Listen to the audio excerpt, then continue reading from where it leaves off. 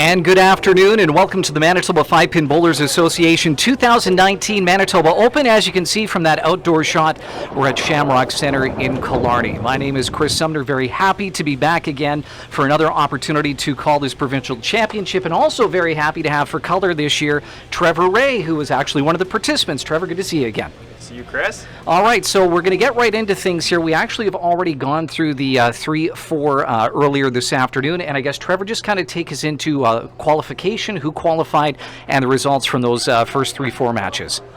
Absolutely. So we've got Laura Tychols going up against Nicole Sentner here in the ladies semifinal. Laura finished 4th in the 8-game qualifying. On Friday, on Good Friday, Laura with a 229 qualifying average. Nicole averaged 243. She's the number 2 seed.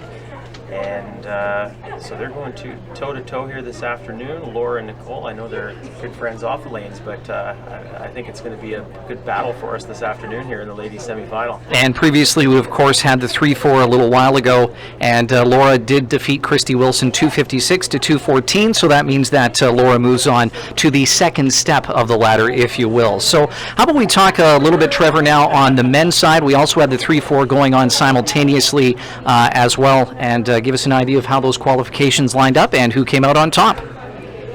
Brad Rusnick, Brandon, the number 4 qualifier, and he defeated Kevin Fisher of Central Manitoba, 245 to 209. Kevin, the number 3 qualifier. And so Brad moving on to the men's semifinal after defeating Kevin Fisher in the 4 versus 3 match. Right on, and let's just talk briefly here about the qualification before we move into our actual bowling this afternoon. So there are your 4 men's qualifiers: Sean Langlois, James Bachshaw, Kevin Fisher, and Brad Rusnick.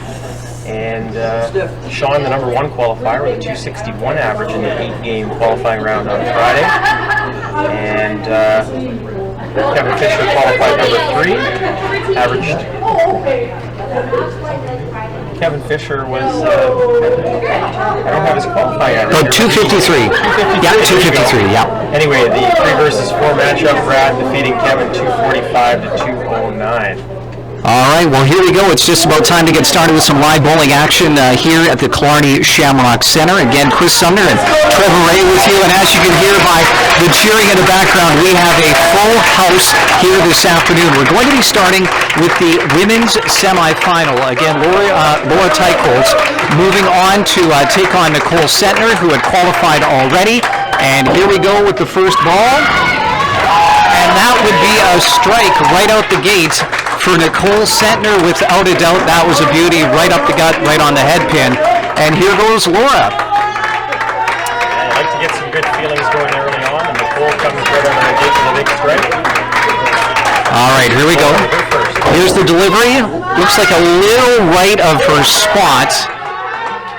Taking the 3-2 on the right side there, Trevor. And Trevor, we were talking before the match that these are relatively new lanes here in southern Manitoba, synthetic lanes and also string, which is going to come into play, I'm sure, not free fall. Yeah, and I didn't see too many string pulls this week while competing, but you never know. Those strings will help you out. Nice spare there for her. Yeah, beautiful spare. Beautiful spare. Something to build off for her.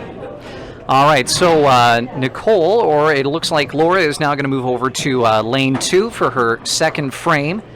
Just taking a moment to wait for her ball to return. Laura getting that spare out the gate in the first frame. And now here we go with the delivery. A deliberate setup, Trevor. Really gives those pins a stare down. Nothing wrong with that. Looks like it's going to be close to the spot. She really seems to be in the zone right now, Laura. She had a real good match against a tough opponent in Christy Wilson in the 3 versus 4 matchup. And Laura with a 256 to 214 victory over a 2-time provincial champion in Christy Wilson. Here we go, Nicole with her second throw of the day, looking for a strike. It's go time. It was a bit thick, but it did come out in the end, and that's all that matters. So we've got strike in frame 1 and 2 for Nicole, and we had a spare followed by a strike in the second frame for Laura. Nicole now moving over to the second lane here at Killarney Shamrock Center. Hearing a lot of fun times over there on lane 1 and 2. Well, I told you, it is. They seem to be pretty loose right now. This is one of those situations, it's a pressure cooker no matter how many times you've done it. Looks like that one was a little off the spot. Nicole lost her focus a little bit there. You don't see that from her too often. Picking the deuce on the first ball, but certainly going to want to pick up this spare. Obviously, with that throw, she took the right corner pin. Again, with the setup, a righty, and the throw took a head pin. So now it is going to be pretty difficult here, Trevor, to get the full 15. Not very often that you see somebody picking up this split. Yeah, she'll just focus on taking the left 3-2 here and moving on to the fourth frame. And Nicole, I noticed there she was a little quick with her delivery, wasn't as deliberate with staring down those pins, and it makes you wonder if that might have been what happened there and put that ball in the gutter. Advantage Laura for sure here. All right, Laura's now on to lane 1. Working on a strike in this third frame. Again, very deliberate with her approach and her setup. That looks like it's on the spot. Oh, thick, but got away with a near head pin, Trevor. That's a good push. You love to see that. You know, I don't know too many bowlers that'll complain about corner pins. You know, this is a big part of it. If you want to be moving on, you want to be a provincial champ, you got to be able to bear down and pick these corner pins, and Laura's done a good job of it this week. We'll see if she can come up with a big spare in 3 here. Now you'll notice that she's set up on the left-hand side of the lane. That's typically the approach of most 5-pin bowlers when they're trying to get a corner pin, is to set up on the opposite side of the lane from where the corner pin is. Yeah, and the majority of bowlers use the arrows on the lanes and do the spot bowling, and Laura's no different. And just gives you a little more lane to work with when you're shooting across the lane. Looking to pick up the 15 here, and she just missed that too. Open frame for Laura now. And with that addition of 13, she'll be taking a 71-61 lead as we head into the fourth frame here. So they both open in 3 and trying to start fresh in the fourth here. So we've got a 10-point lead for Laura. All right, 3 frames. Laura's just taking a bit of a moment there, having some fun times with those in the crowd. Again, I just love the focus she brings to herself in her setup and approach. Very deliberate. The amount of time she takes before she throws off the ball. That's a great shot. Got tapped again on that one, but she really is locked in right now, and lots of good hits here. You see her having a laugh there. I think, hey, you do what you got to do to keep yourself in the moment, but they're having some fun here, it looks like, right now. She was definitely on her spot there, just didn't get the break on the pinfall and the splash, and again setting up on that left-hand side of the lane, looking to go cross lane to pick up this 2-pin for a spare. Trying to redeem herself. Laura, and inside, I bet you that was 2 boards, maybe 2 boards inside. She missed it outside right in the last frame and misses it to the left this time, so a little bit of compensation there, maybe a little too much overcompensation going right then left. Yeah. But here it is again. That is just a little off as well. So again, that's back-to-back open frames for Laura. An opportunity now for Nicole Sentner coming into the fourth frame, Trevor, to possibly build some black marks and get herself ahead in this match. Absolutely. Nicole, a 2-time provincial champion, 2016 and 17. She's been in these situations many times before, and this is definitely an opportunity. Definitely on the spot inside. That would be another thick head pin there on that first lane. Yeah, you just want to keep pounding that middle, and again, you leave yourself a corner. The points add up quickly. If you're leaving corners and making those spares, you're going to score just fine. All right, so here goes Nicole with the delivery. It looks like it's on. It's going to hold on, and there's the spare. That's a good confident shot there. We saw Laura have a little trouble with that right corner pin, and no trouble for Nicole, and sometimes that's the difference, is the execution on those spare attempts. Now, if you are new to bowling here, it certainly is important once you put a black mark on the score sheet to continue to build on those black marks, and Nicole is definitely going to be doing all she can here to get another black mark, preferably a strike. Here's the setup and the delivery. Looks like it's on the mark, and there's a strike. It's a great shot for Nicole. And she has, just like that, wrestled a little bit of momentum away from Laura, and we'll see if Laura can find that pocket again. Now we are looking at tangle on lane 2. Yeah, we are going to take a bit of a break here as the folks that operate the lanes untangle lane 2. And like we talked about, Trevor, this is one of those things that is unique to string bowling, if you will. Yeah, you get the occasional tangle, and there's Doug. He's going to take care of it. There's the disembodied legs that we'll be seeing periodically throughout the afternoon. Probably all we'll see of Doug this afternoon is his legs, but... So let's just go back here and have a look. Laura's just coming into the 5th frame, currently scoring an 84. Nicole just finished her 5th frame, has a strike. And really, again, this is an opportunity for Laura to try and build on that short lead that she did have until Nicole was able to get that strike. Tangle's done. Reset is good. And here we go. Lane 5 on the way, or pardon me, lane 1, frame 5 on the way for Laura Tychols. Again, deliberate setup, getting her spot with that right-handed throw. That's going to be close. And again. Wow, another corner pin for Laura this afternoon. It looks like she may have to pick one of these before the bowling gods are leaving that right corner standing for her. Yeah, and Trevor, I'm just taking a look at the live scoreboard on the lanes, and that, in fact, is the 3rd right corner pin in a row for Laura Tychols. That is going to lead to a bit of frustration, but she just needs to stay focused here. And like you said, Trev, she needs to pick up some of these spares. It's huge. Gotta have this one. Across the lane, looks like it's got it. There it is. 3rd time is a charm for Laura Tychols. 3 right corner pins in a row, and she was able to pick up that spare. Good for her. So there we go. After 5 frames complete, Laura Tychols with a 99 and a spare. Nicole Sentner a 106 with a strike. Here we are going into the 6th with Laura on lane 2, looking to build on this spare. Trevor, here's the delivery. Is it on the mark? No, outside right. Took the 3-2. Hung that one out, and she's been all over that middle. That's her... I believe that's all she missed in the 1st frame, but she's been pretty consistently on the middle this week here in Killarney, and we'll see if she can convert this spare. All right, deep breath, knows the importance of getting this spare, that's for sure. Here's the delivery. Could be there. Could be there. Good confident shot there. And yeah, keep those marks coming. Even if you miss the middle, come back strong with your 2nd shot, and you know what? It's going to add up if you can convert those spares. All right, so now we're going back to lane 1. Nicole Sentner working on his strike back in the 5th. Again, if you're new to the sport of bowling, there is an importance of building black marks on black marks. Here's the delivery. It looks like it's good. Good follow through on that one. That would be a head pin punch, Trevor. The beauty of 5-pin bowling right there, yeah. It's a good-looking shot out of her hand, and again, it's amazing how... We talk about it all the time, but the importance of cleaning up your wood.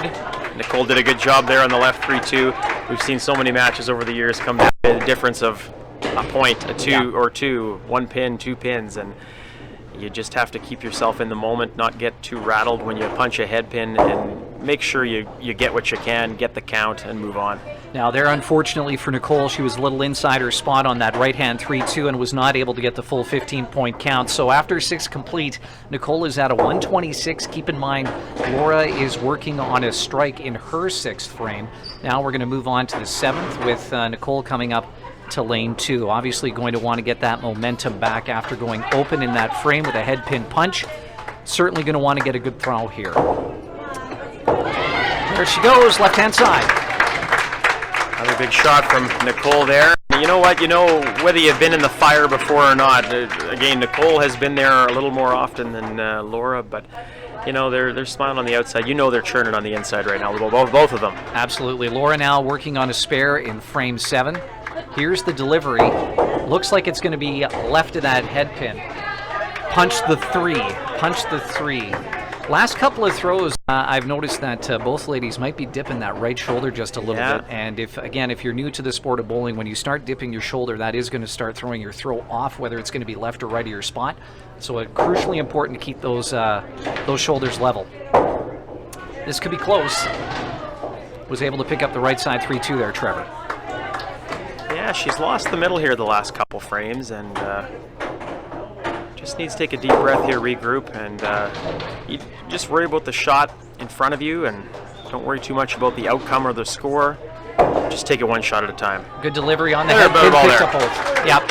That's a good confidence booster there after having a bit of a shaky frame in the first 2 throws, picking up that 7 points. And again, like we just said, Trevor, every pin in a stepladder format counts so much. And you sometimes lose sight of that in the moment if you're frustrated with a shot. You come up and you just want to get out of there in that frame, but it's so important to bear down and get what you can. Laura Teichol strike, snuck that 3-pin over to the left 2 corner just enough to hit it off the deck.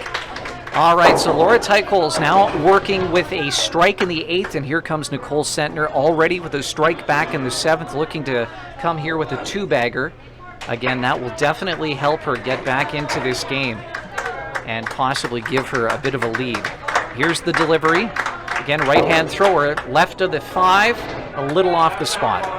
Hung that one out a little bit, but this is a big shot here. She still controls her destiny here if she can make this spare. Yeah, definitely an important part, or an important point of the match here for Nicole. She does need this spare to really keep the pressure on Laura. Here it is, good delivery, a little bit of a wobble. Oh. Took a tough break on the splash, Trevor. What some call a penalty shot there. You missed on the first frame, and good looking ball there, but leaves that corner standing. We've seen a few of those this week, but that's the way it goes sometimes, and we'll see if she can clean this up. Getting the 2-pin, looks like a little left. Yeah, left it out there. Okay, so opportunity here for Nicole to take a couple of breaths and refocus as we come into her 9th frame. 167 through 8 for Nicole. 2 frames left to go for Nicole. Of course, 10 frames of bowling in 5-pin bowling, similar to 10. And again, we're just making sure we mention the rules every once in a while for those that are joining us across the country on our live webcast that may not be familiar with bowling. So for those that are experienced, we'll be tossing those in every once in a while. That was a big throw from Nicole. I would say there was some extra energy on that toss. She came in there hot. I think she wanted that one pretty bad. And the 9th frame is huge, just to build that foundation for the 10th frame. You know, 90 points available in your last 2 frames. You bang out, you can put 90 points on the board just like that. So all right, here we go. 9th frame, you want some momentum. Looking for the spare, and then unfortunately was only able to pick up the 3. So the max she can get here would be the 15 score. And again, every pin is going to count in this stepladder format. There's the throw, just snuck it, takes the 15. And Nicole is now at 182 with a frame to go. We're back to Laura, frame 1. She has 2 frames to go, working on a strike back in the 8th. If she can tack another strike on here, it is going to put a lot of pressure and make things interesting here as we get into the final. Bit of a bounce, Looked like that one may have just came out a little funky from her hand there, Trevor. Yeah, I'm looking at the scores here. Nicole with a maximum 227 right now, and Laura with that punch. Definitely an ill-timed punch there. That's going to make it tough here. It's going to make it very tough to get the spare. She did catch that thin. There was a moment there where it looked like it could have crossed the lane. But, for those that aren't familiar, that head pin punch picking up that spare is a pretty rare thing. So that is why, for those that are in 5-pin bowling, getting a head pin punch is not your most favorite thing in the world. Pretty rare thing to spare a head pin. So you do what you can with what you're dealt. There you go. There's the 15 count. So let's set things up here. Essentially, what it comes down to right now is at minimum, Laura needs to get a black mark. Well, she has to get a strike. She essentially needs to get a strike here to have any hope of finishing even a mark for sure. Nicole with a 15 count, 197, which is 20 clear of Laura. So you got to expect Nicole's going to get at least 50. You need a mark here. You got to have a mark. Absolutely have a mark. There it is, the first strike. Well, a mark is one thing, a strike is another, and that's the big X she was looking for right there. Big splash by Laura. That's a big shot under pressure for Laura, and that really gives her the upper hand, and she's going to, no matter what happens here, she's going to leave it to Nicole. Nicole's going to have some work to do with it in the 10th, but she's going to try to put a little more heat on Nicole right now. Good delivery. Looks like it's on the spot. That's 2. That's 2, Trevor, again. Humming through in the clutch. Let's remind everybody that the max amount that you can get in the 10th frame is 45 points. 45 points, of course, if you black out. She's got her 30. This is where you want to get greedy. Let's go for more. You've got your 30 in the bank. 227 is the max that Laura can put out there.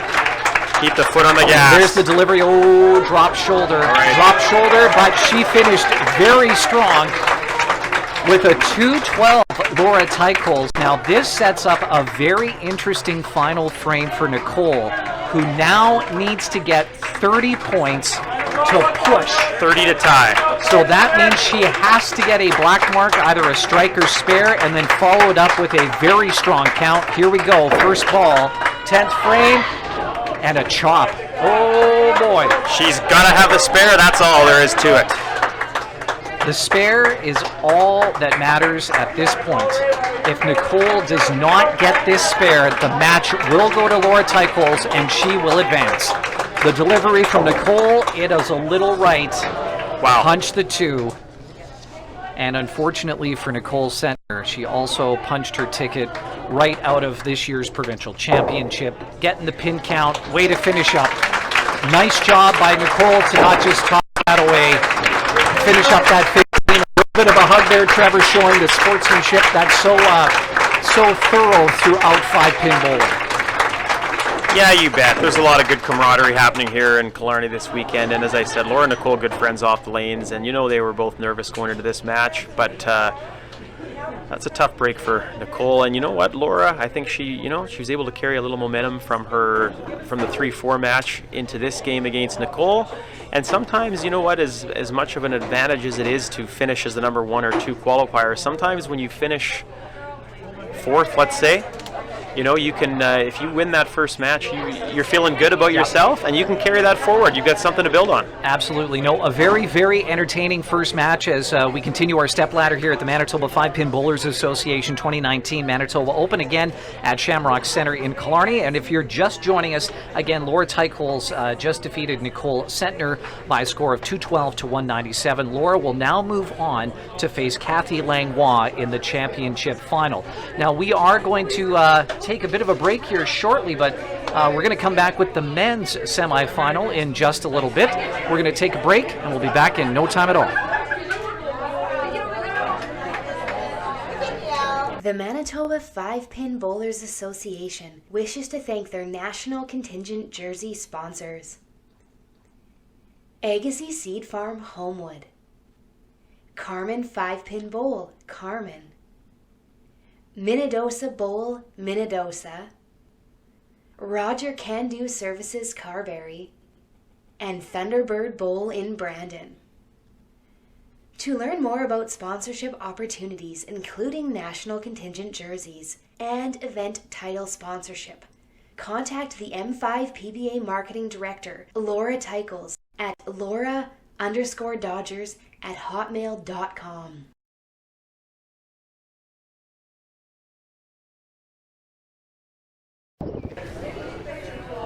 Ladies and gentlemen, welcome back to Shamrock Centre in Killarney, the Manitoba 5-Pin Bowlers Association 2019 Manitoba Open. My name is Chris Sumner. Of course, Trevor Ray is our color commentator today, and he'll be joining us in just a little bit. And we're very excited to now continue our step ladder competition for our Provincial Open. Again, the single step ladder is what we're focusing on today.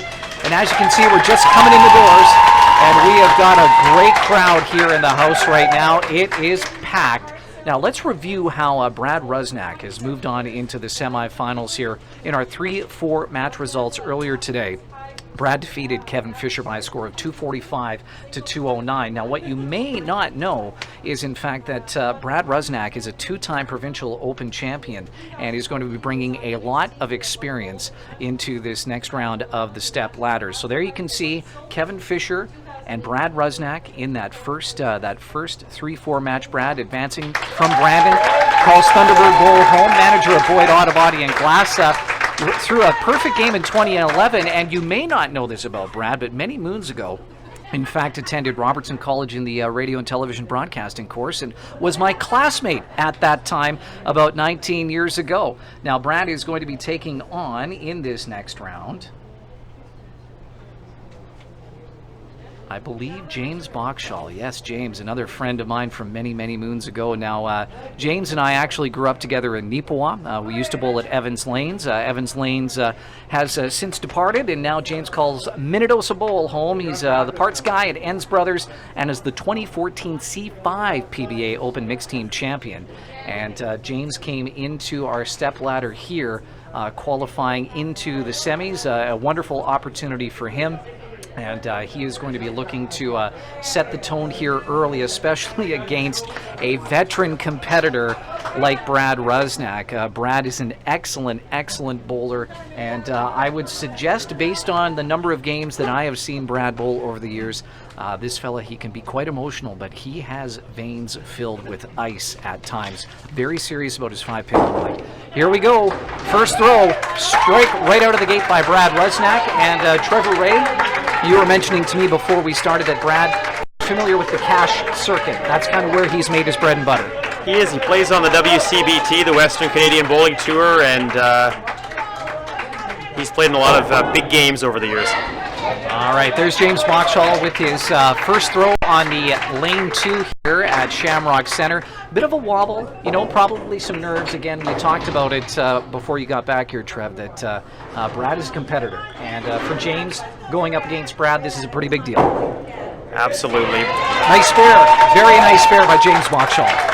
Brad definitely a favorite coming into this weekend, and James knows that as well as anybody, but you have to put those things aside and just try to stay within yourself. And James, a very accomplished bowler in his own right. He's been in these stepladder situations before, and he just needs to take care of his own business here, not worry about Brad's resume. Absolutely. Now, Brad qualified in that 3-4 with a 236 average, whereas James qualified straight into the semifinal, or the second step, with a 254. Another right-handed bowler. Here we go. James with the delivery, a 2-step delivery. And that is a big-time strike for James. And if you were wondering, Trevor, he's fired up. I get the sense he likes that shot. Yeah, James is a very emotional guy on the lanes, and you know what? Everybody has a different approach.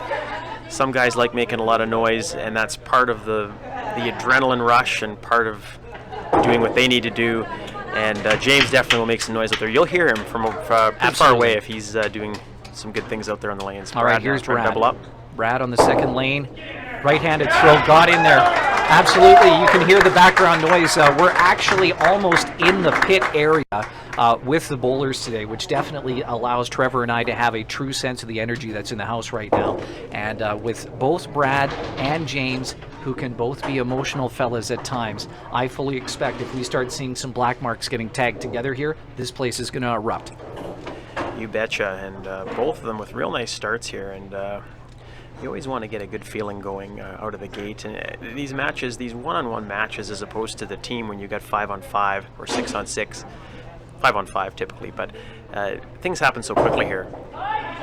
Yeah, you could tell right away that for Brad there on that throw, he was inside his mark. Overcooked it just a wee bit on that right to left-hand spin, and just missed his mark. Left himself now with a right corner pin, something we're pretty familiar with on lane 1 today, Trevor. We have seen a lot of right corner pins on lane 1. We have, and Laura in the ladies matchup, she got away with missing a few and still came through. Brad, rock solid on that right corner spare, and a real nice start for Brad there. Going strike, corner spare to open this men's semifinal. All right, here goes James entering into his third frame, working on a strike on lane 2 at Shamrock Center. The delivery 2-step, there it is, a little thin on that head pin. Probably lucky he was able to get that chop. Just a little piece of it, but that's still something you can build off of, and again, you want to keep the block marks coming, and James looks like he's in a good place right now. Yeah, here we go with the delivery. Looks like he's on his spot. It's a great shot. Very nice. All right, so that was definitely an important mark there for James to kind of maintain, if you will, with Brad. We have seen Brad go on a tear year after year. He can string 4, 5, 6 black marks together without even thinking about it. And I've seen it from James many times too. Definitely a guy that when he gets on a run, look out. All right, here we go. Lane 1, Shamrock Center. James setting up, taking a breath, calming the nerves. Here's the delivery. Little thick It looked like it was a little thick coming out of the hand there. Again, though, you really got to take positives out of these great hits, and I mean you're all over the middle, and that's really job one is pounding that head pin. Absolutely. If you don't hit the head pin, you don't even have a chance of a strike. Here we go across the lane, looking for that spare. All over it is James Boxshall, and that is an important spare for him because now the pressure reverts back to Brad because he's just coming into his fourth frame, and in order to maintain, he needs to get a black mark here, whether it is a strike or a spare. Now, I noticed that Brad took a little bit of time in his setup, and I wanted to see if it, in fact, is a regular thing or if he's just kind of calming the nerves. We do It's a a bit pretty of a regular thing for Brad. Do a bit of a do-si-do, the back and forth. Every bowler has their own setup. You know what? And the routine is so important. Absolutely. Consistency. There it is. Nice There strike. again. Even with the bounce. He may not have drew it up exactly that way, but he still got away with the strike, even with that bounce on the lane coming off his hand. Yeah, good follow-through. He finished the shot and got the result he was looking for. But who's going to blink first here? Well, it's going to be the question because coming into the fourth frame here, pardon me, the fifth frame for Brad working on that strike. He could really put some pressure on James here if he could string together a two-bagger. A nice clean game for Brad to this point. No mistakes. A strike, strike, corner, spare, strike. That's Almost perfect. almost perfect. No, a little bit of a throw there, and he was very close to fouling. You may have noticed for our webcast viewers that as soon as he let that ball go, he looked down immediately, and that was because he could feel that foul line creeping up on his toes. Again, if you foul, that is a 15-point deduction if you do go over that line. Big toss from Brad, little left of the center. There's a definite opening for James. And getting back to the routine there, you talk about Brad taking his time, but the consistency is very important. And you're not going to see Brad do anything that he doesn't normally do with his pre-shot routine. Same old for Brad, and a good cleanup there for him. Yeah, very nice. Noticing that Brad is actually getting a fair amount of slide on the approach, and I just took notice his last two throws. He is actually getting very close to that foul line, and I'm wondering if he has adjusted his approach closer to. It just seems very, very tight, but that's just one of those pre-shot routines. Here's James working on that spare in the fifth. And wow, I gotta tell you, I didn't think that was going to hit the head pin. That's what I call seizing the moment right there. He saw an opening, and he jumped all over it. That was an excellent shot by James. The way it came off his hand, I actually thought that he had dropped it, but there we are. After 5 complete, we've got 143 for Brad Rusnak and 133 for James Boxshall, working on that strike that he just threw down there. And boy, oh boy, he would certainly love to get another X on that score sheet right now. Really impressed by James here. 4 hits out of 5, first half of this men's semifinal, and he's been sitting for a while since the team event wrapped up earlier today. Had some time to stew and think, but he's come out firing here. That was a very thick head pin, and just by the sound of it, you can tell how much force James is tossing that ball out there. He is humming that ball. Yeah, there's all different kinds of approaches to throwing the ball, and you'll never see two deliveries that are the same. And for James very much plays a power game. Yeah, and, big time power game, and I also appreciate the fact that as a righty, he's got a bit of an inside-out game, right? Because he's going inside-out with that toss. You betcha. He throws a little backup, and I remember a coach of mine years ago telling me, though, the thing with a backup is there's definitely less room for error with a backup. Absolutely. With a hook, you can turn that wrist over with a backup. There's only so far you can physically turn your wrist That's very if true. you're throwing a backup. So And that's our anatomy lesson for today. Yeah, there you go. I won't delve any deeper into that. But all right, so Brad Rusnak now coming up onto lane 2. Again, he's got 143 in that 5th frame after going open. Definitely going to be looking to get back on the black mark bandwagon here. And he looks good right now too. One open frame, but you just come back, you forget about that, and you do just that. Try to get back on the middle, which he's done. Took the middle, little thin, just would have been outside of his normal spot on the lanes. And again, if you're new to bowling and you're wondering what's the spot, well, the spot is the imaginary spot on the lanes that a bowler is attempting to have their ball roll over, so that with the spin they put on it, it would normally hit the pocket between the 5 and 3. Tell you one thing, Brad does not miss many of these, and No, all over that spare. Yeah, very, very good. That was a solid 2-pin spare on the left-hand side. Brad now putting that spare up on the scorecard, and here we go to lane 1, which has been an interesting lane today from the sense that we have seen a lot of right-hand corner pins. And we have again seen that in this particular match. Who knows what's going to happen here? Brad's going to do his deliberate pre-shot routine, and off we go. Yeah, and it doesn't matter how good you are. You have to be prepared to make some corner spares along the way, along that, during that journey, and it's often the difference. There we go. Nice shot by Brad Rusnak there. And he gets rewarded, makes the corner spare, and follows it up with a strike, and that's how you count him. Yeah, so basically here for our friend James Bachschall, he really needs to get a black mark, preferably a strike after going open in the 6th frame. Here's the delivery with that backup, little off on his spot. Maybe a little quick on that one, but... Well, and the other thing is too, Trev, let's be honest, you've bowled at this level before. You notice that you've only got a handful of frames left, and the score differential between you and your competitor, the nerves are up, right? The nerves are up. The nerves are there. I can looking for that spare. Nice job by James. Good recovery there after maybe a little quick on that first shot, but he came back with a solid spare, and that's what he needed to do there. Yeah. All right, so James is going to get ready to throw his 8th frame here on lane 1. Again, as you've probably picked up, James has a serious power game with that backup ball, so that inside-out turn of his right hand. His spot crucially important with that style, and it looks like he lucked out by nearly popping the head pin, got a chop off. He will take that any day.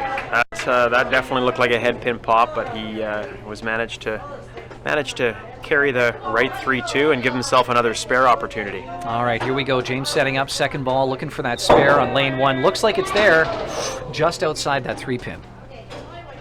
Just outside. That is another example we mentioned in the women's semifinal, that if you're a board or 2 off, that's the difference between picking up those 2 pins. Truly is a game of inches. Looking for the 15 count, and he picked it up. All right, so James Bachschall, after 8 complete, now has a 195, and that's going to bring up Brad Rusnak coming into frame 8, working on a strike in the 7th. So at this point, Trev, if you're Brad, what are you trying to do here? Obviously a strike, but are you feeling comfortable with where you are? You have to be. You have the upper hand right now, and you don't want to worry too much about the score and the result. You want to focus on your process, your routine, fall back on what you know you do best, and Brad does it pretty well. All right, here's the delivery. Looks like it's on the spot. And another head pin punch, and this, my friends, may be the opportunity that James needs to get back into this match. Now, yes, there is the unlikely event that we could see a spare here. It appears that we may need to get a bit of a reset.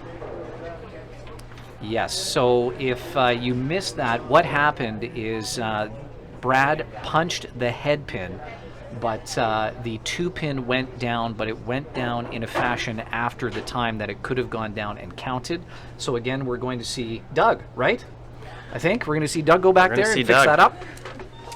So basically what's going to happen now is the folks that are working here, they're going to go back down and manually adjust this so that what's on the deck will just be the left 2-3 and the right 2-3.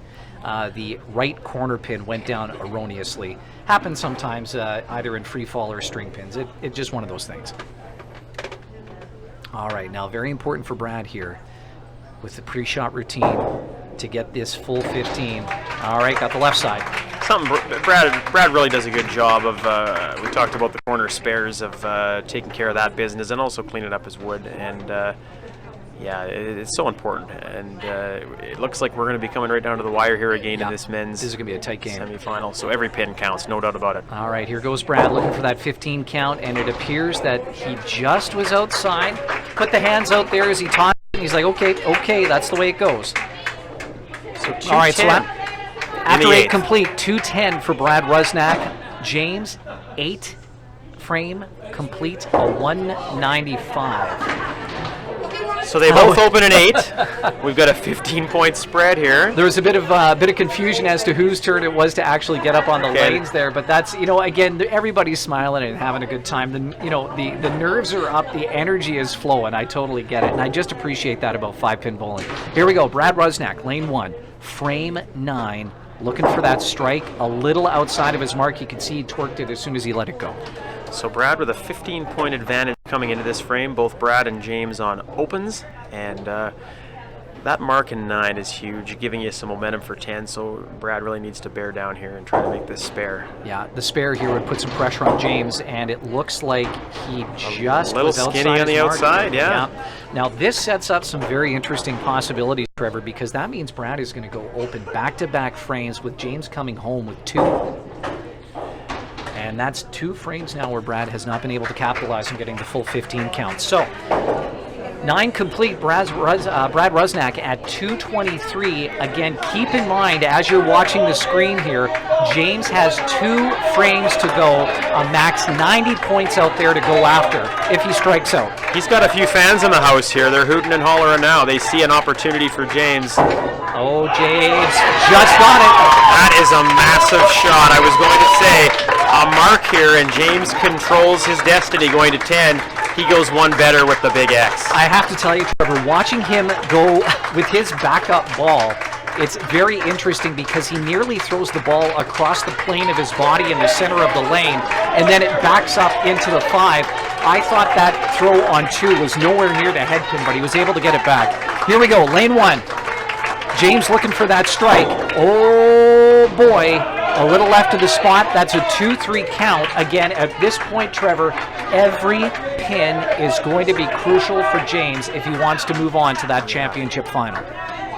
Take a moment here, gather yourself, take a deep breath, and go right at that middle. Here it is, the setup. That looks like it's on the 5. Okay. And he punched it. Okay. So James needs to, we might have just had a bit of a knockdown there, so we might have to get a reset. Oh, no, we're all good. Okay, so we've got the right 3-2, looking for the 15 count, and there it is.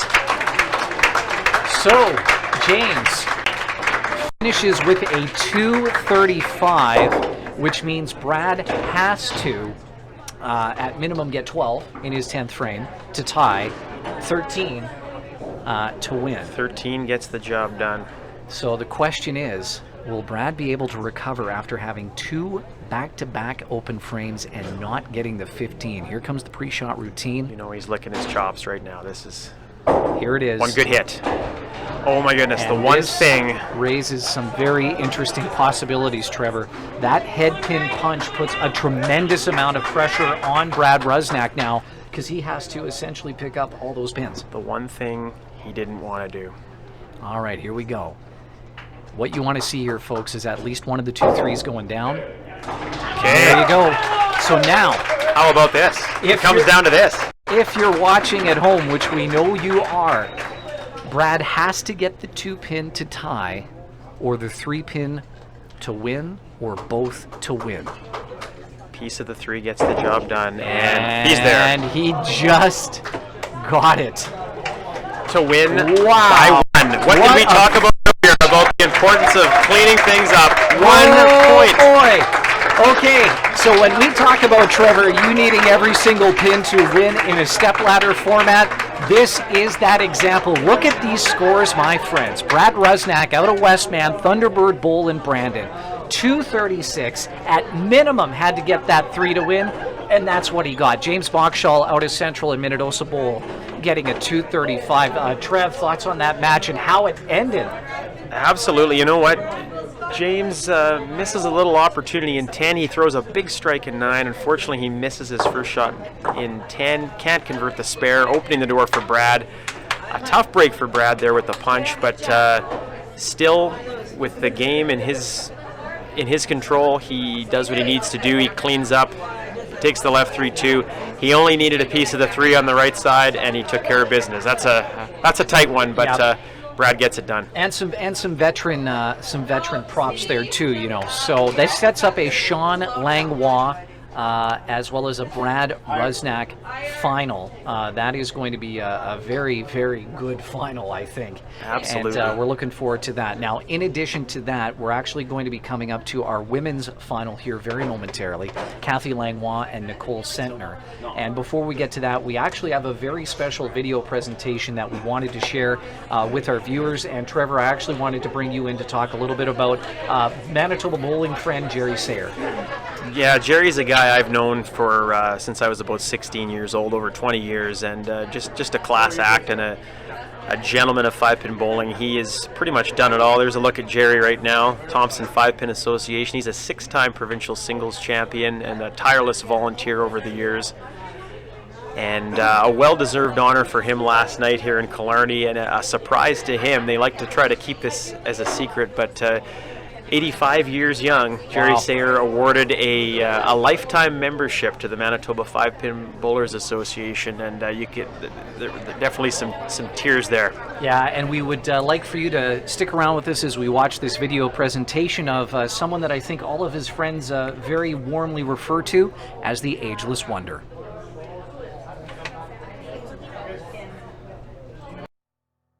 A 55-year bowler, Jerry Sayer began his bowling career in Assiniboia, Saskatchewan, before moving to Thompson and helping to build the YBC program to over 700 young athletes. Jerry helped organize the Thompson House and Manitoba North Zone Associations, receiving life membership from the Thompson 5-Pin Bowlers Association. He was also a driving force in the creation of the Manitoba Master Bowlers Association and has participated in over 20 MBAC nationals.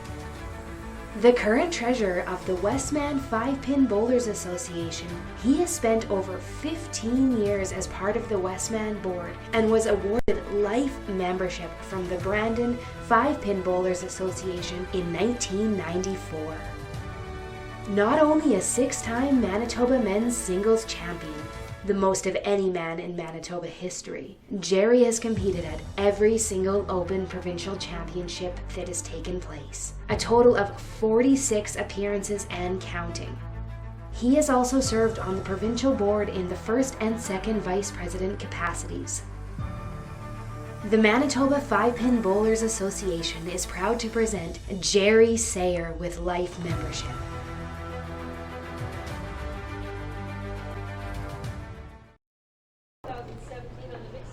All right, ladies and gentlemen, we are back at the 2019 Manitoba 5-Pin Bowlers Association Open Singles Stepladder Shamrock Center. We're in Killarney. Chris Sumner with you, along with Trevor Ray, and we're just coming into our women's final here at the lanes. And just wanted to make sure we had something pointed out to us in our stepladder that we had the women's scores reversed in the second step. Laura Tychols did, in fact, defeat Nicole Sentner by a score of 212 to 197, and that is now setting up a Kathy Langlois Laura Tychols championship final. And I guess, Trevor, just tell us a little bit about Kathy. What do you know? Well, she had a heck of a day on Friday in the 8-game qualifying, averaging 249 to take the top spot in the 8-game qualifying. She's a teacher from Rossburn, and she plays out of the Minnedosa Bowl, a 2-time M5PBA Open medalist, M5PBA, the Canadian 5-Pin Bowlers Association, and she is looking for her first provincial singles title here at the Manitoba Open in Killarney. All right, here we go. First throw for Kathy Langlois. And she gets that left 2-3, and you can already see a big difference between her delivery and Laura Tychols. Kathy very deliberate with a high backswing and follow through. Look at that. Don't see that very much anymore. Yeah, it's a real big backswing, and she's very smooth out there, though, and a very accomplished player in her own right. And again, the advantage of qualifying first and giving yourself the 2 chances here in the final. She has to be beaten twice here. That's the advantage of qualifying first. Yeah, that's a double knockout format in our Open Championship finals. Here's her third ball on lane 2, looking for that 15 count. Without a doubt there, Trevor picked it up. And again, we should mention to our friends watching that for Kathy, she has been sitting down for a fair amount of time here and may take a frame or two to get warmed back up. As much as an advantage as that is, and giving yourself those 2 chances, it is a lot of sitting. All right, Laura Tychols on lane 1. First ball, missed her spot on the outside there to the right, picked up the right 2-3.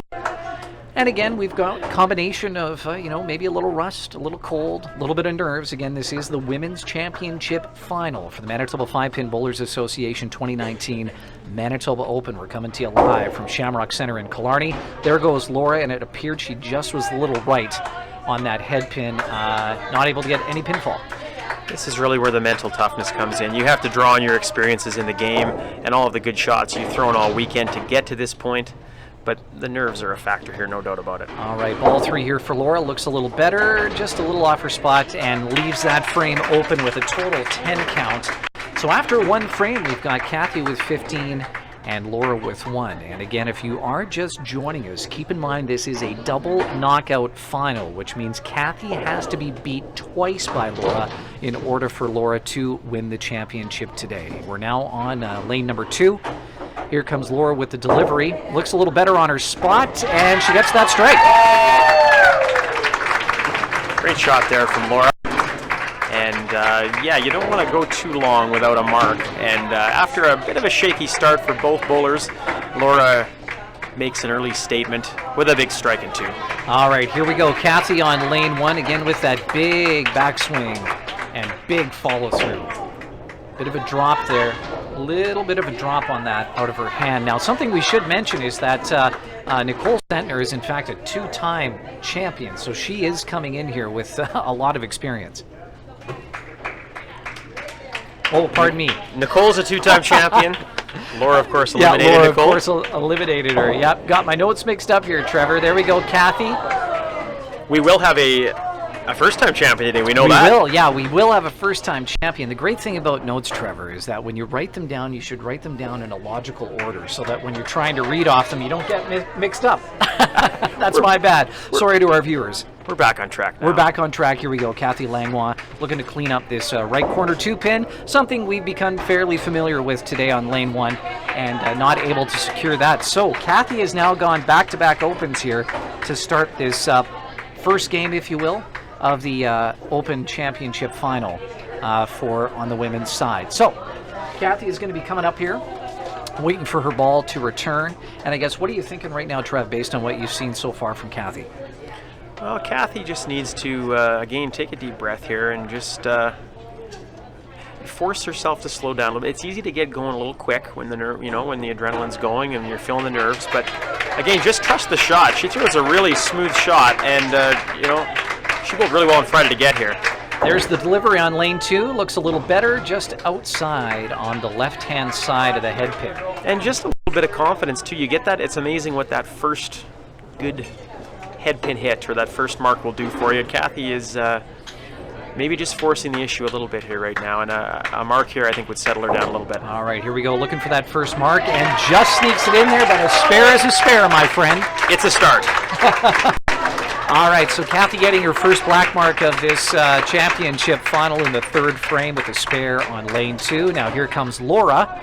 Back to lane 1, working on a strike back in the 2nd frame. Again, piling on those black marks is what you want to do in 5-pin bowling.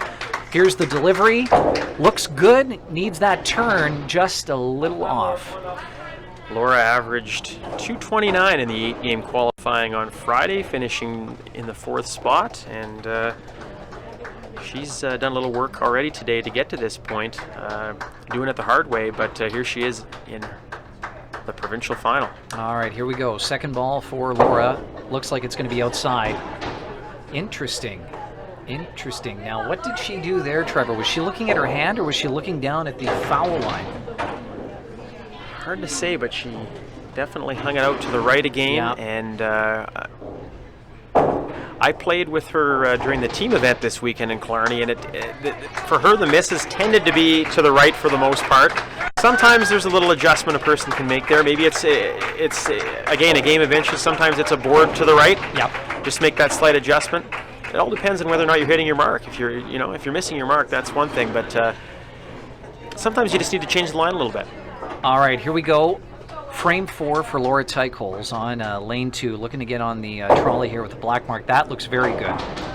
Just didn't get the splash, and that's sometimes how this game goes there, Trev. Yeah, another test for Laura, but a real good shot there, and gives herself an opportunity make a spare and build a little momentum of her own. Yeah, and corner 2 pins, especially on the right side, have not been as friendly as I'm sure Laura would like them to have been throughout this game. She has seen quite a few of them, and there is just off the deck. She has had some consistent trouble with those right-hand corners today. She's missed a few of those rights, and again, it gets in your head sometimes. You miss a few of them, and it's amazing what making one real good shot can do for the confidence, and that right corner has a bit of a problem for her today. All right, so Laura was able to pick up that 2-pin and the 15 count. 55 is her score in the 4th frame. Now, Kathy Langlois, who qualified top, working on a spare in the 3rd. Lane 1, here's the throw, bit of a bobble, just off that head pin. Kathy, again, has been sitting for a while and having a hard time finding the middle here right now. Yeah, and she's a little bit shaky in her delivery. There's been a few bobbles either on the delivery or just in her stance. And again, I'm wondering if it is just her just trying to get warmed up here. Here's a second throw. There, that was a strong delivery. The shot. That's another good second shot for her after a spare in the 3rd frame. She follows it up with a spare in 4, and it's something to build on. It's you'd like to see her come up with a nice pocket shot here. She's yet to hit the middle with her first shot. A couple of good spare conversions, and now to put some points on top of that spare. All right, good delivery, and there it is. is. Like you said, Trevor just needed to build a little bit of confidence, came back with a nearly perfect throw right in that pocket, taking that first strike, in fact, of the match between both ladies. So Kathy Langlois getting a strike in the 5th. Laura back on lane 1 now, working on 55 and an open frame in the 4th, looking to get a black mark here to stay even. Bit of a drop shoulder there, and pushing that ball out to the left. Yeah, and maybe a bit of a compensation there. I talked about how Laura's tendency has been to miss right this weekend. She hangs it up to the left, maybe trying to make a little adjustment there, and a little too far left. All right, here we go. Second ball for Laura. In the 5th frame, looking to spare this up. That looks like a good ball. Oh, just missed by a board. Barely a board. Laura with 2 wins under her belt today. She knocked off number 3 seed Christy Wilson in the 4 versus 3 match with a 256 to 214 win, and then beats Nicole Sentner in the semifinal. All right, looking to get the 15 count. Here is Laura Teichholz on it, and that's all she could do at that point. All right, not the way you draw it up maybe, but again, you take your 15 points, take your medicine, you move on, because it's a pretty quick turnaround, as you can see here. Yeah, absolutely. And at this point here, Laura is also going to be looking to get back on the black mark trolley. She needs to string some stuff here together to get a little bit of that confidence back. All right, lane 2, here we go. Delivery looks like it's going to be close to the spot, and it is. Good solid hit there, and just what the doctor ordered. And you know the nerves are working overtime here. This is a big moment for both of these bowlers. Provincial singles title. There's this tournament has a long history, and the prestige that goes with being a provincial 5-pin champion. Just something special. And you have to try to keep those things out of your mind, but it's there. You know they're both feeling it right now. Absolutely. So Kathy Langlois with her first ball there on lane 1, just a little thin on the head pin, was able to sneak it over to get that 3 and almost spooked that left corner pin off the deck, but she is now throwing a spare. She's finding a piece that middle there right now, which is big, and it's 2 good hits for her in a row. And she got it. And Kathy seems to have it figured out now after a shaky start. Strike, corner spare, and she seems to have found the zone right now. Yeah, you can definitely sense here in the house that momentum is starting to shift in Kathy's favor, especially after she seems to have found that head pin in that pocket. So now we're working into the 7th frame. Kathy on a spare, looking to string a couple of black marks together. That big delivery, and it looks good. There it is. And look at the reaction from Kathy there. She knew how big that shot was. All right, now for Laura, she really needs to answer back with a strike here to calm this central crowd that is firmly in Kathy's court. Here we go with the delivery, lane 1. It looks good, And again, what do we have, Trevor? It's a real good shot right there. And you know that's going to happen sometimes. Sometimes you just get tapped, And again, her old nemesis here, the right corner. That right corner pin for Laura has been on her all day. This spare conversion, crucially important for Laura at this stage of the game. Here we go. Thinking about it, cross the lane, that's a good toss, and there's no doubt. All over it. She knows how big that is. Get the monkey off your back. That's a big shot for Laura, for her confidence, and on the scoreboard. Yeah, again, as we've been saying, that right corner pin has really been a challenge for Laura today, so to be able to get that too with such confidence and so solidly, going to make her feel good coming into this 8th frame, working on a spare. We're on lane 2. Laura takes a deep breath. Pre-shot routine, very standard for her. Stares those pins down. Here we go. Looks like we got a head pin, and she does. Baby! Ladies and gentlemen, don't start the car just yet, because this game is not over at all. What a great response by Laura Tychols. Just when it looked like, Trevor, that momentum was shifting to Kathy Langlois, who is now on lane 1, working on a strike. Big backswing. Extension and a strike. Look at this. They're both feeling it now, I tell you. Yeah, momentum here inside the building is definitely evenly split between both of these players. They're feeding off that energy. Kathy now working on a 2-bagger, looking for the old proverbial turkey. 3 strikes in a row for those of you that are new to bowling here this afternoon from Shamrock Center. Quiet. The crowd quiets. Everybody quiets here as we get ready for frame 9 by Kathy Langlois, looking to build on the 2 strikes. Really impressed with the way Kathy's bounced back after 4 misses to start. She That's a turkey, my friends. in the zone at the moment. She is excited. There is an energy that she is feeling right now, my friend. High fives all around. All right. Kathy is feeling it. And So Laura essentially has to respond here with a strike of her own in the 9th frame to continue to have a chance to win this first match. good pocket shot here is what Looks she like needs. it might have a chance. And again, my look goodness. who returned the right corner pin. Hopefully she's feeling a little better about this shot now after making her last corner spare. That's a real tough break. Laura threw the shot she wanted to throw there.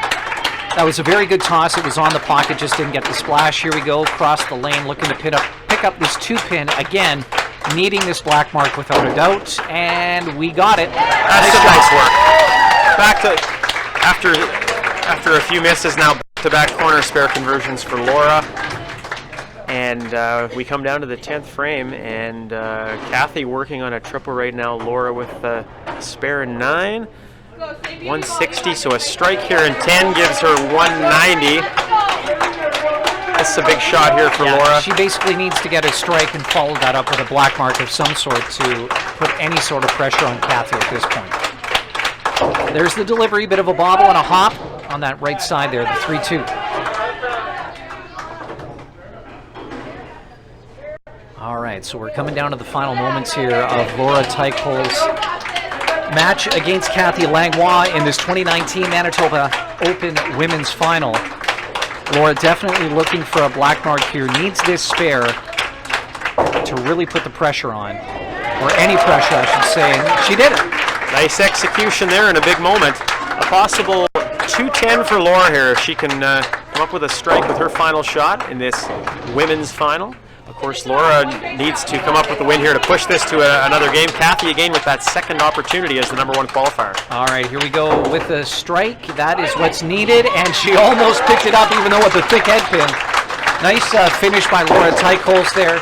Again, if there's any story that comes out of this match, it's going to be the 2-pin was the nemesis. Laura Tychols finishing up her game with a 208, and right now it's essentially mathematics for Kathy Langlois, who is going to become a first-time women's champion at the Manitoba 5-Pin Bowlers Association 2019 Manitoba Open. That's right, Chris. She's not going to need that second lifeline. She's going to get it done here in Game 1. Again, what a big moment for Kathy. Yeah, and again, a double knockout format in the championship final. So if Laura did beat Kathy, she would have had a second opportunity. Heck of a run by Laura here today. You know, she comes in as the #4 seed. Again, she knocked off 2 former provincial champions here in Christy Wilson and Nicole Sandner, and comes up a little bit short against Kathy. All right, so here we go. This is Kathy's final ball of this championship match. Looking to get the score and she picks up the 15 count. What a game. Look at the emotion. And now the emotion floods out. On And now you Kathy see it. Langlois, and absolutely deserved. What a run she had this week in qualifying. Look at her. Disbelief. Disbelief. That's well deserved. As I said, Kathy, the #1 qualifier. And that's where the tears flow now. A first-time provincial singles champion. That's a moment you're never going to forget as a 5-pin bowler. Safe to say that may be her biggest moment of the game to this point in her career. Kathy Langlois with a 261, Laura Tychols a 208. Kathy Langlois, ladies and gentlemen, your 2019 Manitoba Open Women's Provincial Championship in a very, very impressive performance, which, let's remember, Trev, started a little shaky, and she turned it on about midway through the match. And you got to be impressed by that, because she did look a little shaky out of the gate there. 4 misses in a row, and she quickly turned things around, and you got to do it quickly. You don't have a lot of time to figure it out. And she found a way, she dug deep, and she's been rewarded here. And Kathy Langlois gets the job done. All right, so we are going to take a brief break here as we get set up for our men's championship final. That is going to be our final match of the day. And we've got a little video presentation here that we would like you to check out.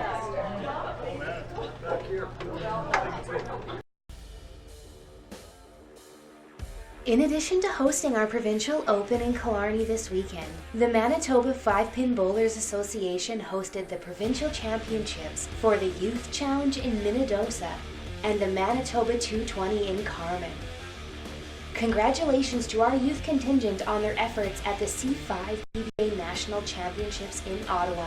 And best of luck to our contingent at the Interprovincial Championships in Saskatoon.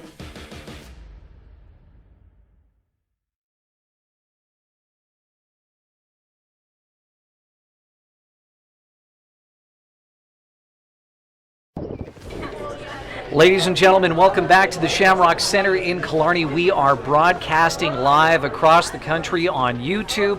It is the Manitoba 5-Pin Bowlers Association 2019 Manitoba Open, and we have got to the men's championship final in this step-ladder competition. Again, my name is Chris Sumner, along with my color commentator, Trevor Ray. And if you're just joining us, Kathy Langlois won her first Provincial Open Women's Championship, defeating Laura Tychols. We're now into the men's championship with her husband, Sean Langlois, qualifying tops, now taking on Brad Rusnak. And just tell us a little bit about Sean there, Trev. Isn't that a storyline? And we've got, Kathy's husband, Sean, from Rossburn, bowls out of Minnedosa, grade 5 teacher.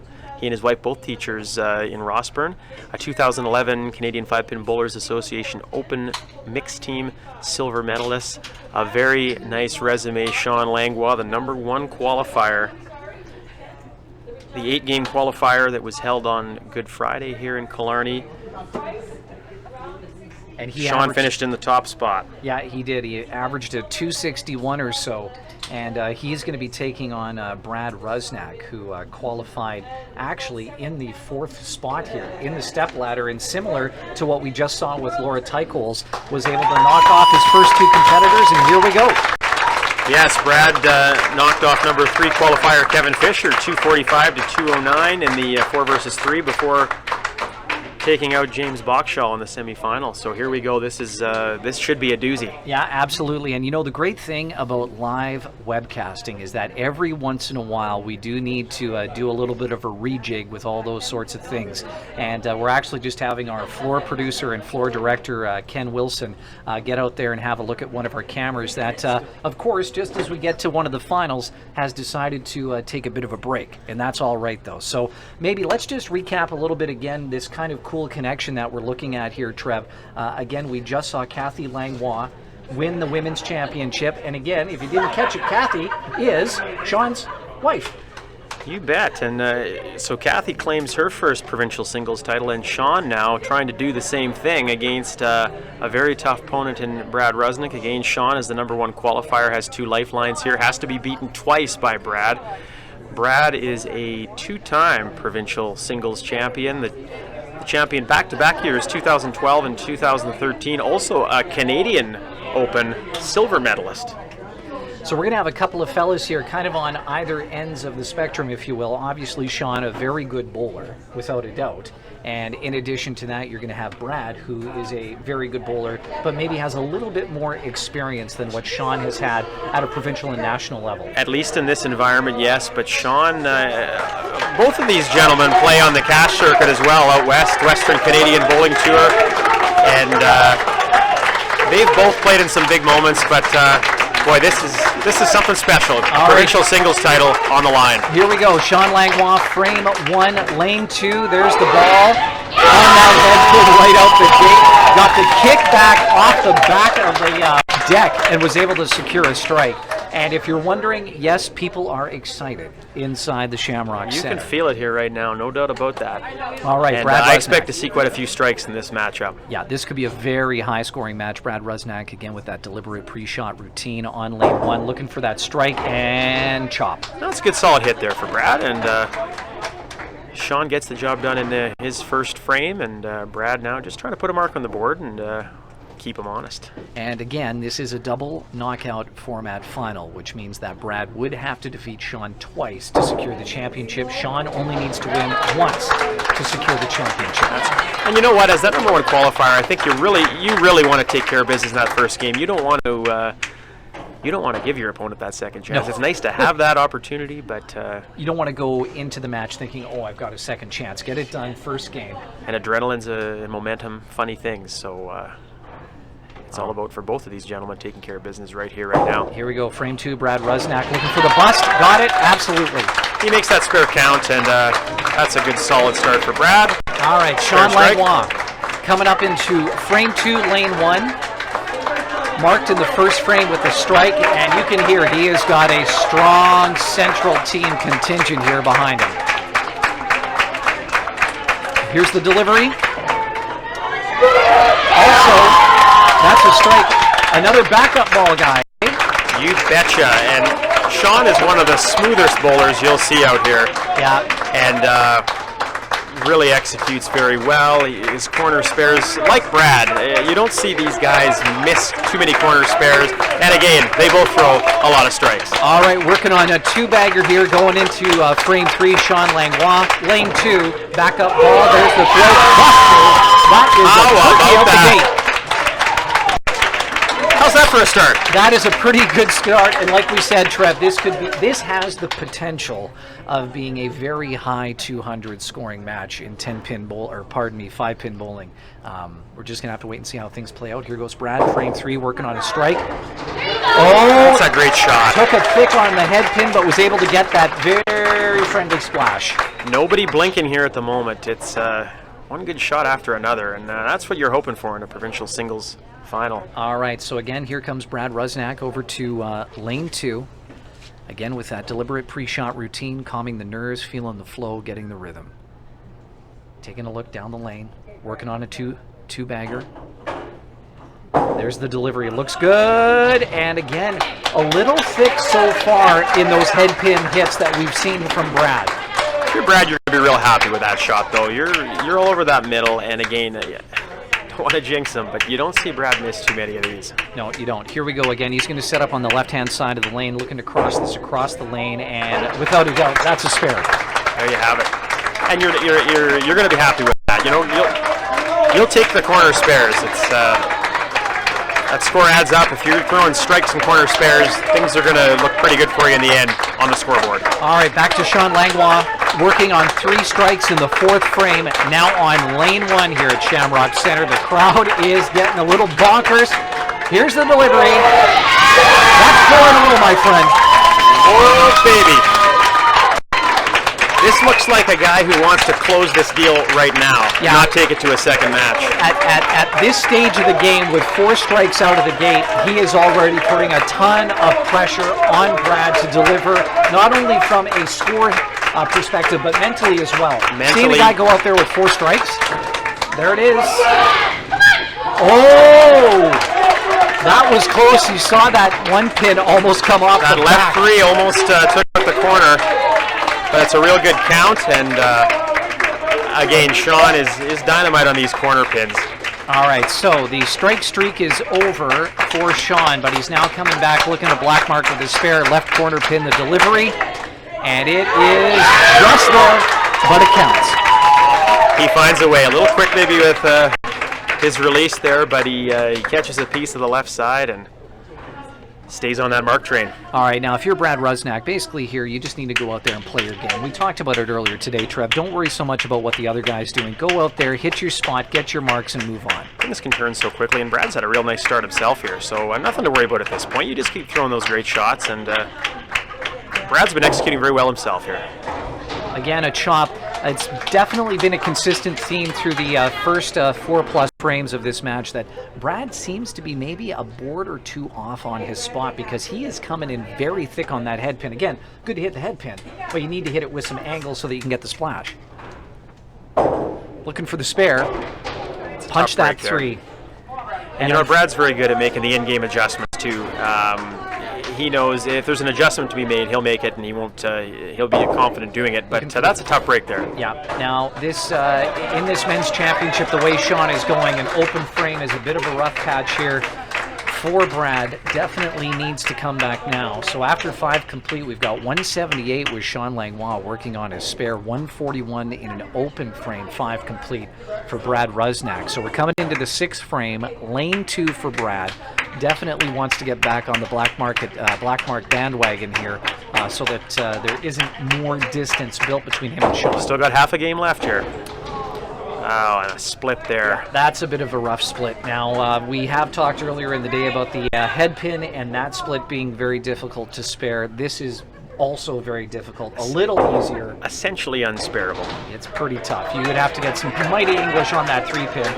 So here for Brad, he's just going to look for this 15 count. Take a break, recollect, and come back in a moment. Again, though, you don't worry about the other guy. You know, you just take care of your business and control what you can control. Both Sean and Brad have been all over the middle. Neither one of them has missed the middle yet with a first shot. So they definitely seem to be in that zone right now, both of them. For Sean, the pins have just been flying a little more than Brad, and he's going to try to get back on the strike train here after a corner spare. Very much so. Here we go. Number 5. Lane 1 for Sean. Looking for that bust, and he got it. Now, typically, he's been striking on that left-hand side of the head pin. This time he was on the right, still got the same result. And that's just the smooth delivery we've been seeing all week from him. And if there are nerves at play right now, you sure can't see it because that's a rock-solid delivery and smooth as ever from Sean Langlois. All right, Sean Langlois, we're in frame 7. And that is the first ball that Sean has thrown all game that hasn't hit head pin. The first miss for either player, and it's no big deal. Sean is in a pretty good spot here right now, and again, you just keep the marks coming. All right, so here we go. Ball 2, frame 7 on lane 2. Sean looking to spare this up after throwing that 3-2-5 count. There's the throw, just snuck her in there. A little skinny. This will be Sean's first open frame of the match so far. Looking to get that 15 count with that left corner.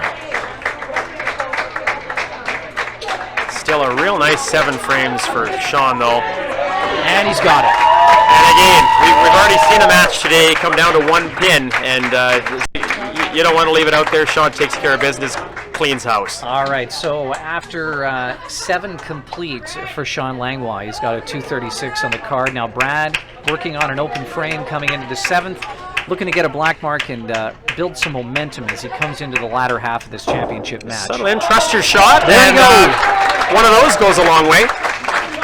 That's going to be a big confidence builder for Brad coming out of that open frame. Going to feel good about where he's at. Definitely making contact for that 5 pin. And he should be feeling really good about his shot. There's no issue here from either guy right now. They both seem to have their A game at the moment, and it could come down to a break here or there. It's going to be close. Really could. Okay, here we go. Frame 8, working on a strike for Brad Rusnak on lane 2.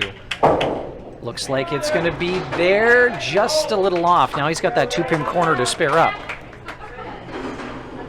A little skinny there, but again, leaves himself with a good spare opportunity. Just one lonely pin out there. He's staring down, and no problem with that. Like you said earlier in the match, Trevor, both Sean and Brad, very good corner pin spare getters. That's what separates the boys from the men right there. All right, here we go. Sean Langlois coming into the 8th frame. Has a pretty healthy lead over Brad, but anything can happen if you throw an open frame out here. All right, here's the delivery on lane 1. The crowd is into this one, and that is a head pin, and like we said, in a moment's notice, Trev, things can change in a championship match. Absolutely. No reason to panic here, though. You're in the 8th frame. Again, a clean game going for Sean right now. Bear down one shot at a time. Worry about what you can control. Yep, exactly. So at this point here, he's going to go for that left 2-3, try and get the max count he can, which would be 15, but in this case, very challenging to get that 2, aiming to get 13 points here and move into the 9th frame. With the setup, that backup delivery on the outside of the 3, and he got that high count. That's all you can ask for. And no real missteps to speak of from Sean here to this point. And you know, if you would have told him a few weeks ago that he could be in a provincial final as the #1 qualifier with 2:49 in the 8th frame, I think he'd be okay with that. Yeah, I would think so too. Okay, Sean Langlois coming into the 9th frame, off an open frame. Lane 2, playing with a 2:49 on the card right now. Here's the delivery, and he's on it. He has set the table for 10 with that, let me tell you. So here's the deal. Brad needs to come out here with a strike. There's really no bones about it. He needs to come out here with a strike in order to set himself up for a strong 10th frame. Really no room for error for Brad at this point. And got to be in the pocket here in 9. Yeah, the crowd Sean is already with his strike. Yeah. 9, Brad trying to follow suit. Crowd has gone quiet. Brad with his pre-shot routine. Again, a strike crucially important here for his survival in this match. And he comes That's through. exactly what he got. So, 2:16 in the 8th for Brad. Sean is working on a 2:49 with a strike in the 9th. You are essentially looking at the need to strike out here for Brad to put the pressure necessary on Sean to give him a second thought. Brad has a potential 306 game here. 3 strikes would give him a 306, and he wants to get everything he can here. He's got to be in the pocket with this one. Absolutely. Here we go on lane 2. Brad Rusnak, first ball in frame 10. Here's the delivery. Needs that, and just short of that 2-pin. Tough break there again. It was a real good shot. Knew he needed a piece of that pocket, and the right corner still standing. All right, so here we go with that right corner spare. He needs this and then another strong count. And there it is. That's good news for Brad. This is going to give him an opportunity now to hopefully get a 15 count, which will at least put him in a better position to potentially put some pressure on Sean, who has truly been on fire in this match. Brad's gonna need some help now. He's got a possible 276 here. A strike would give him 276. As you can see, Sean is not far off that mark, so Absolutely. he's going to need some help here, no doubt about it. Here we go, and that's what he needed. He does his part, though. All right, so Brad Rusnak is going to finish up with a 276 in this men's open championship. And Sean Langlois, if he strikes here, will win. His wife already a provincial singles champion earlier today. Sean trying to become a first-time provincial champion and complete the husband-wife. There's the delivery. It's on the head pin, and that is it, ladies and gentlemen.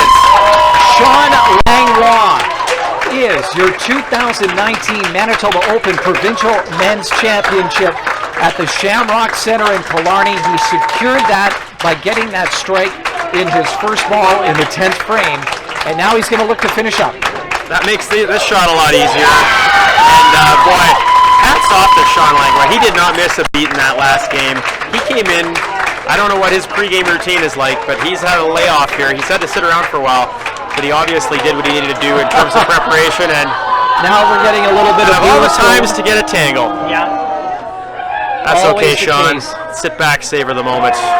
So let's, You are the provincial men's champion. yeah, let's just have a little look-see here. Brad Rusnak finishing up with a 276, and with Sean Langlois, he's already got a 324 on the board, possibly a 339 here if he's able to throw this final strike. And yeah, we are dealing with a tangle there on lane 1, but at least it happened at this point in the match where it had already been secured, rather than at a point where that tangle could have thrown your routine off and possibly cost you the championship.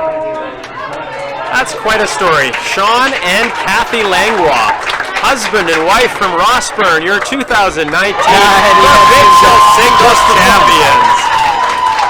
What a match thrown up there by Sean Langlois. He qualified for the men's championship in the top spot with a 261 average, and then just for fun, Trev goes out there and throws a 329. Hey, why not? Make it a no-doubter, but hats off to Brad Rusnak. He threw a real solid 276 there, and a two-time provincial singles champion himself, and comes up a little bit short today. All right, so let's recap. Sean Langlois, now a first-time Manitoba 5-Pin Bowlers Association Manitoba Open men's champion, defeating Brad Rusnak 329 to 276.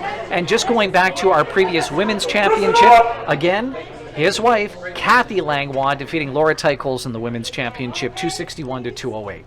Should be a fun car ride home for the Langlois today. Absolutely. Well, what a day it has been here, Trevor. I have to say, some fantastic bowling, super high scores, and just my hats off to everybody on the organizing committee, as well as the folks here at the Shamrock Center. This bowling alley is absolutely mint. And on a personal note, Trevor, I do have to bring up the fact that you and I, many moons ago, we both worked in Brandon on a radio station.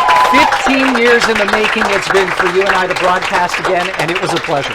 Absolute blast, Chris. Thank you very much, my friend. It's been fun. And some great bowling here. That was as entertaining as you could hope for it to be. And both the men's and ladies' final, something to watch. And again, just to recap, one final nine. Our 2019 Manitoba Open men's champion, Sean Langlois, and our 2019 Manitoba Open women's champion, Kathy Langlois, the husband and wife duo, will now move on to the 2019 Canadian Open Championship, happening in Surrey and Abbotsford, BC, May 29th to June 1st. You may have just heard my color commentator, Trevor Ray, getting called up to the lanes. He qualified for the team competition at the Canadian Open Championship, so a hearty congratulations to him as well. I want to send a big thank you out to Ken Wilson. Ken Wilson is the guy behind all of the technology, the switching, the floor directing, and the floor producing, and he really is why this championship webcast looks as good as it does. So Ken, bang-up job for the second year in a row. Ladies and gentlemen, that brings to a close our Manitoba 5-Pin Bowlers Association 2019 Manitoba Open Stepladder Championship. For my color guy, Trevor Ray, my name is Chris Sumner, and we'll be seeing you soon at our next championship.